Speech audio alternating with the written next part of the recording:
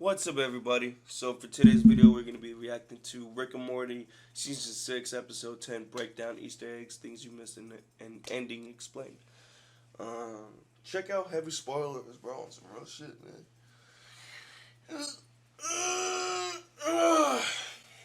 But anyways, man, let's just get into this shit. Ready? 3, 2, 1, boom. Welcome to the Heavy Spoilers Show. I'm your host Paul, and this video we're breaking down the finale of Rick and Morty Season 6. Episode 10 is now here, and throughout this video we're going to be going through the latest entry scene by scene. This will cover all the Easter eggs, hidden details, and things you missed, as well as our review of the episode and also the season.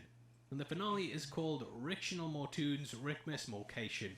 Try saying that faster. The episode is basically a Christmas themed one, and it's of course based on National Lampoon's Christmas Vacation. Throughout this video we're going to be going through it all, but please hit the thumbs up button one more time, and don't forget to subscribe for videos like this every day. Out of the way, thank you for clicking this. Now let's get into the Rick and Morty Season 6 finale.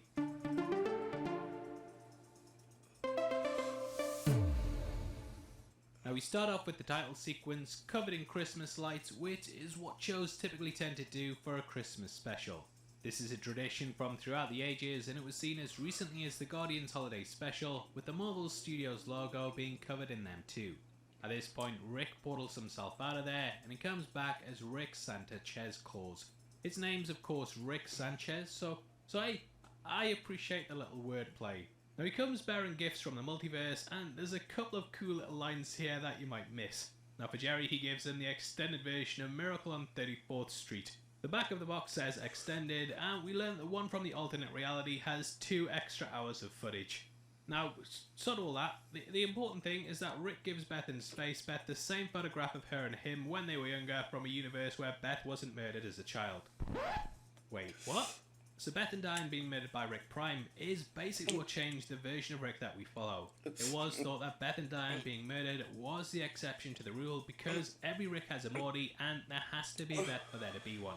However, this line might show that Beth's being murdered is just as common, and when you think about it, this would explain why there's so many multiversal Ricks. Rick turned down portal travel and then ended up doing it because of their deaths, which might be a rule that the other ones have followed too. Either way, I love how this is just randomly thrown out there and not really picked up on at all. I'm guessing that for every universe in which Beth died, that there's one where she didn't, and this is how we also have countless Mortys. This line also shows how they've come to accept that their Rick isn't really their Rick, but they've made do. We don't know which Beth is the original either, so he's also got one for Space Beth. He gets some money because she's 17, and you might remember that previously on the segment from the Storylord episode that we had her 18th birthday, which clearly clued him into it not being a reality. He also gets Morty a lightsaber, and the handle looks exactly like Luke Skywalker's one from Return of the Jedi. However, the blade is blue, so it's not the same. I'm kicking off, you got the blade colour wrong, you f***ing... Now this becomes really integral to the plot, and the gifts make it seem like Rick's genuinely putting thought into things, that he's grown as a person. However, we'll get into that more later on, and Morty goes to practice it within the garage, and Rick asks him to strike him down. This is of course what Ben and the Emperor both said in Star Wars, and it's a callback to their franchise. Strike me down! What? Strike me down! I'm not striking you down. Strike me down, Morty! I'll become a person close like that old guy. But If you strike me down, I shall become more powerful than you can possibly imagine. Strike me down with all of your hatred, and your journey towards the dark side will be complete. Now at this point, Morty drops the lightsaber Oh! and starts to travel vertically through the floor, similar to the acid blood from a facehugger in Alien. Since nothing other than a lightsaber can block a lightsaber, it's now on its way to the Earth's core. They travel through several basement bunkers, and we see one with people in red stones of liquid. The red liquid could also be something that's shown up earlier in the series. During Season 4, Episode 2, we saw the character Tony in something exactly like this. From the episode we learned that it put the person in a simulation, which made them live out their version of heaven. The guy looks stuffed to be woken up, and they travel to a sushi spot located beneath the house. Now this Asian themed restaurant could be a reference to a number of sci-fi movies. Fifth Element. And hey, stop typing, I'm gonna get to Blade Runner as well. Don't know why I mentioned Fifth Element first, but yeah, it's in them both, and it's sort of just a sci-fi movie convention. The chef here also seems like he's supposed to be on Sushi Master Jiro. He starred in a movie called Jiro Dreams of Sushi, which, if you're interested in sushi, then yeah, go check that out. 'Tis the season for clean balls. Ba la la la la la la. Not really. Welcome to the sponsored free shipping. Manscaped.com/heavy spoilers for the perfect gift that will be a holiday hit. Yeah, bro, should I At collect this one point, of the those? curtain is pulled back when Morty travels to level 10. We get a reveal that the Rick we've been following since roughly the midpoint of the Knights of the Sun entry is actually a robot. Thought they were going to say since the first episode of the season, but that's not too bad. It means all the growth in the Master entry still happened, however, this therapy also brought an epiphany with it. Rick realized that in the same way that he had several people who had him as a nemesis, that they all dealt with deep-rooted psychological issues. If he doesn't tackle his, then he'll deal with the same thing, and thus he's been trying to track Prime Rick down. However, it also extends beyond that. He realized that when Morty took the sword, that he also doesn't respect him anymore. He let him in, and he stopped listening to him, and Rick felt betrayed by this. Now once the lightsaber drops down, we also get a callback at the previous entry. It's almost like someone designed me to be 22% more thoughtful than you. Alright, that's it. I'm shutting you down. Don't you? So, I'm gonna be like 22% more agreeable with you for like maybe one episode or one adventure. We'll see how it goes. Anyway, Morty doesn't want to ruin Christmas, so he won't expose what's been revealed, and we go back to the living room. Here we see that it's the 1940s. Well, so that at that moment he was a robot? And President Curtis arrives to kick off about the lightsaber. We get a mention of kyber crystals, which are used within lightsabers, and also a breakdown of the big problems Star Wars has. And you know what? Curtis is right. Had this discussion a lot recently when shows like Andor aren't getting watched, and I feel like things might have gone too far. However, we fight on because we're one with the Force. Like he's above Star Wars and he doesn't care, but we learn that he's actually after the lightsaber for his own gain. Anyway, Morty takes Curtis into the basement whilst Rick does some butt matches. Can't really show any of these because of the whole butt thing, but this is what Prime Rick was doing in the tube back in episode 1. It's some of the only footage Rick has of him, and thus this is what he has to use. Back with Morty, we see crates being brought in, and this is through a portal doorway. This is something that the government have used before, and it popped up in Season 3 Episode 10 when we learned it was called the Nether Portal. Now this is actually a parody of the Nethergate in Minecraft, and it does also have lots of things that it's similar to. When people were placed in a prison in the negative zone during Civil War, we also had doorways like this that allowed people to quickly put prisoners through.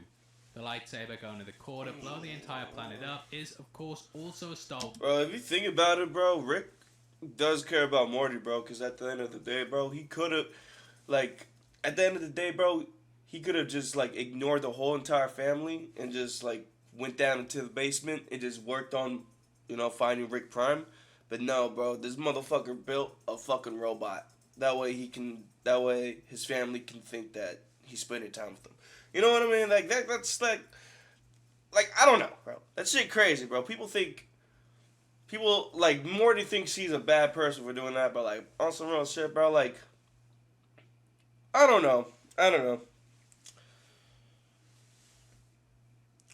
Leave a comment down below.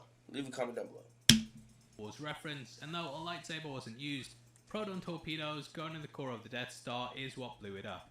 Rick then arrives and says, Touch my shit and die. That's not a threat from me. That's how advanced my shit is. This turns out to be true as well, as we see a scientist later die after touching his stuff.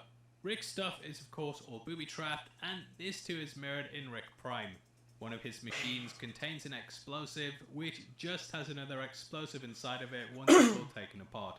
There's so many good lines here about how if he wanted the government in his home, how he'd just buy an Alexa, and they've actually been used to help solve murders due to them being able to listen in. There's also Curtis saying he looks like Bill Spector, wiped his ass with Randy Quaid.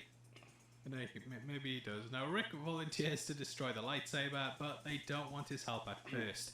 However, eventually they ask him, and I love this little dig at Jerry. I'm not touching that thing. I'll get neurotypical cooties. I have son-in-laws more imaginative. Rick sends in his own lightsaber, but its sentient AI sends it off course after it gets frustrated with all the questions. In Venice, it starts a murder spree, and we see as the family continue to watch the extended cut of Miracle on 34th Street. Interestingly, this movie also ended up getting its own holiday special in 1955, which is not that interesting to be honest. Now slowly, Robot Rick's guilty conscience starts to get the better of him, and through questions he answers that he's really a robot. Rick leaves Morty with a warning that if he lets people in, they'll betray him, and this is mirrored in what happens when they get the lightsaber.